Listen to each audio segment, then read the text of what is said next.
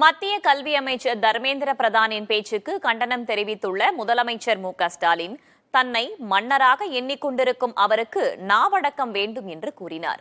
Super முதல்வரின் பேச்சை கேட்டு PM-ஸ்ரீ திட்டத்தை தமிழ்நாடு அரசு ஏற்கவில்லை என்று மத்திய அமைச்சர் தர்மேந்திர பிரதான் கூறியிருந்தார்.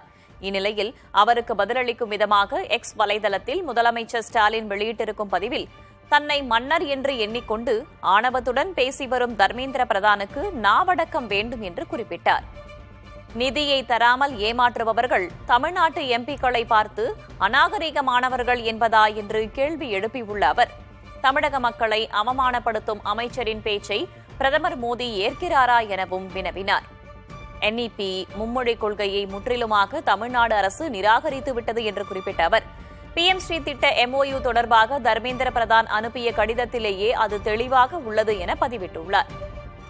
தாங்கள் மக்கள் எண்ணங்களுக்கு மதிப்பளித்து செயல்படுவதாகவும் நாக்பூரின் சொற்களுக்கு கட்டுப்பட்டவர்கள் அல்ல எனவும் முதல்வர் ஸ்டாலின் குறிப்பிட்டிருக்கிறார்.